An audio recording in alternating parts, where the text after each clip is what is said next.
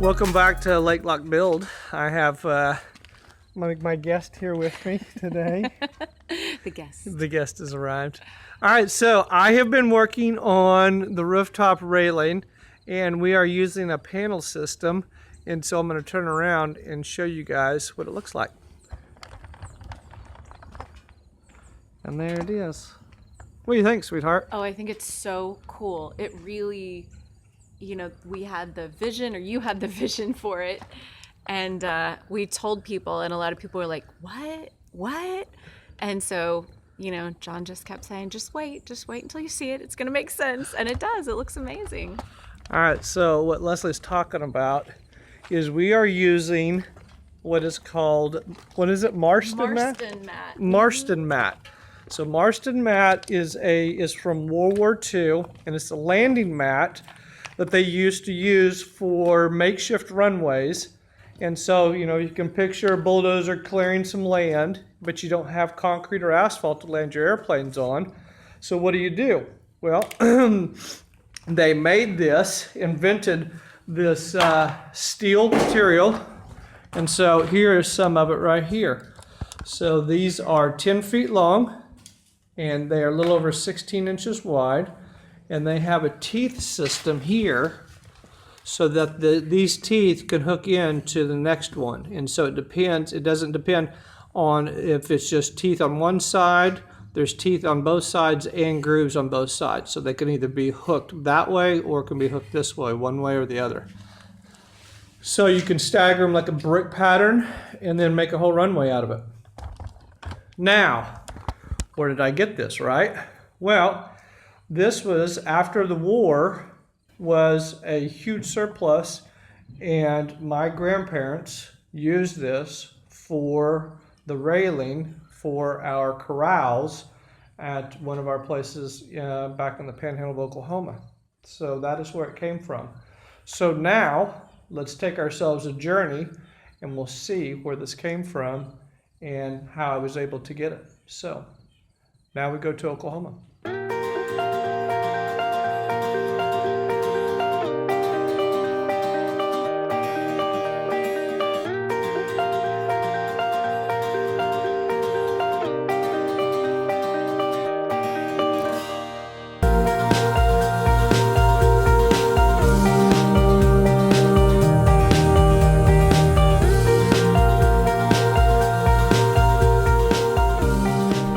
I just came off of the dirt road and now I'm on the county road, and I make the turn and look what I found. Why, hello, Mr. Snake. And he is not happy that I'm here. He is all coiled up. I turned around and he was like, "No, what you doing there, buddy?" He is not a rattlesnake. I believe that is what's called a bull snake, and I'm sorry if is not the right term, but he is not poisonous, or she, I should say that. He or she is not poisonous.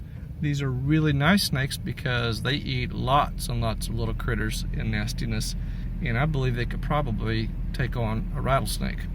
And look how pretty. There we go. Look how pretty he is. But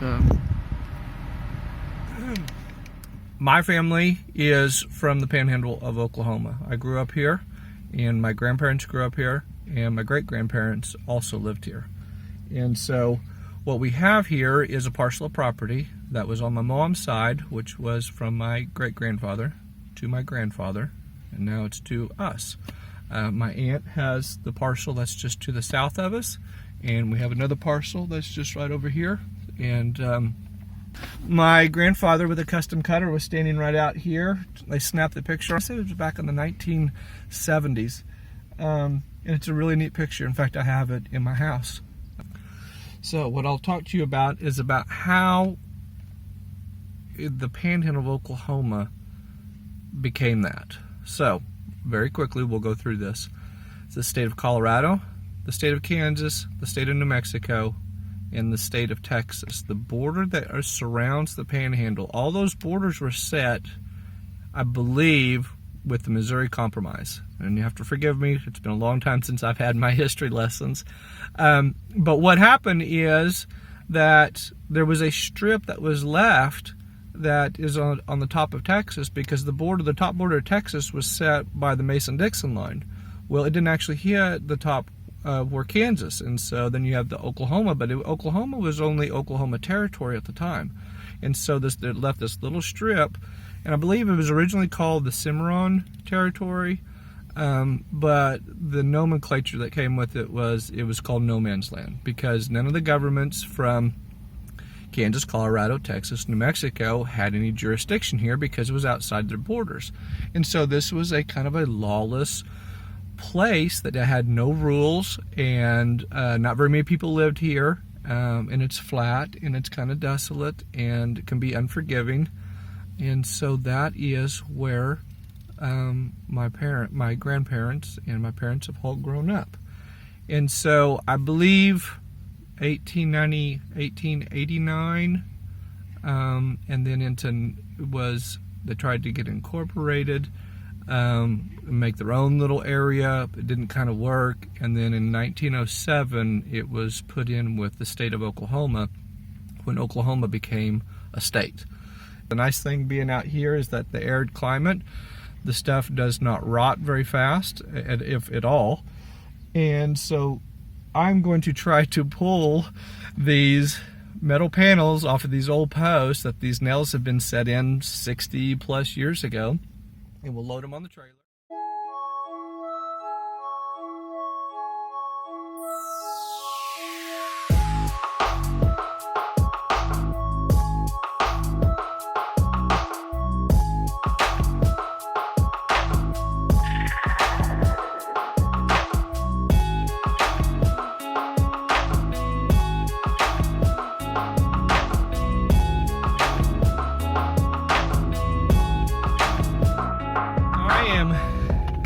Back in the car, and I have the air conditioner on, and it is closing in on 90 degrees now, and the wind's blowing, and I wanted to take just a moment. I was working over there on the side, and I started crying, and I was working, and I was like, man, what is so wrong with you? And I was like, the best, most fondest memory of my grandfather, he was probably in his upper 70s at this time, and I was out of college, and I told him, I said, Gramps, I want to take he loved firearms, he loved guns. He wasn't really much of a hunter, he just liked to collect them. And I said, how about I take you hunting, or not hunting, how about I take you target practicing, target shooting. Let's go shoot some of these guns that you've collected over the years. And he said, yeah, I think about it, whatever. And I'm like, okay, so I left. Well, unbeknownst to me, as soon as I left, he looked at my grandmother and he said, go get me this pistol, that pistol, this pistol. Got them all out like 5 minutes after I left. Had them all clean, got all the ammo, and the next morning he was waiting for me to come pick him up. He was so excited. So we came out here, and I'll drive around here. Drove out here, and I had this little table, and so I set this little table up, and he got out of the car, and he was like a kid in a candy store. The look on his face, the just joy, because you know he was mostly in the house at this point. And we sat right out here, right out there, which had targets, and we used that old grain storage as our backdrop, and it was one of the highlights of just hanging out with him. And there was, there's no cell phones, there's no cameras. It was just he and I out here, and it was just the eerie quiet.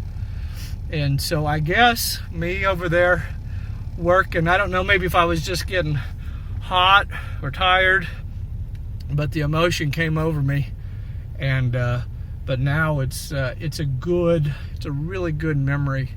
So being out here today has been an absolute joy for me. I really enjoyed it, even though I just moved about 3,400 pounds of steel, and I feel like I've been through a CrossFit workout or something.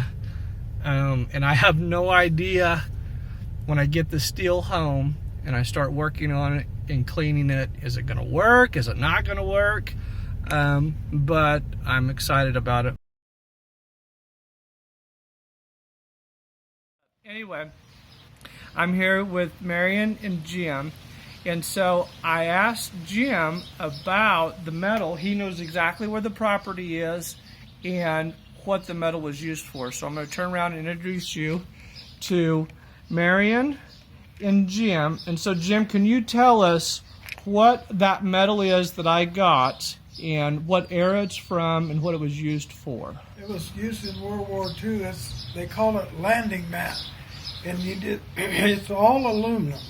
And you fit it together, and they just made a whole runway out of it and landed planes on it. Instead of they would take a road grader and kind of rough it out, but then they could just land these landing mats down on the beaches, mainly where it was sandy, and these they're grooved together. Yeah, I saw. That's what I noticed. I was like, do these literally like hook together so you can just make as many as you want? Yeah, they go on for a mile. Oh my gosh. Okay, so tell me this: do you know when that was put in? When that whole area when they put that together? From probably 1946 through the early 50s. Okay.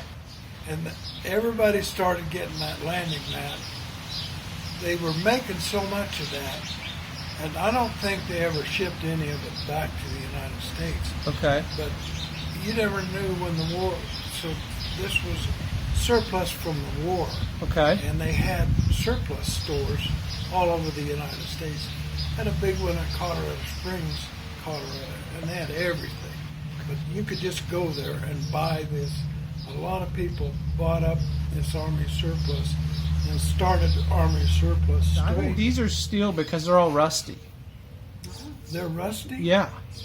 Well, then they could be steel. They made them both. Okay. Aluminum and steel. These are steel. Yeah, I think so. But they're green, aren't they? Yeah, they're green. Army green. The Army green, absolutely. What are you going to do with them, John? So I'm going to make them into the railing for my lake house.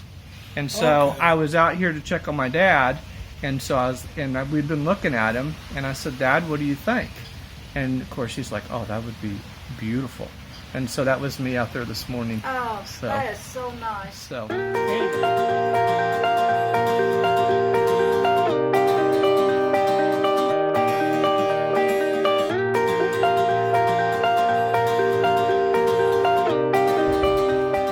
Okay, we're up here on the roof now, so I was going to show you some detailed pieces of how we put this together.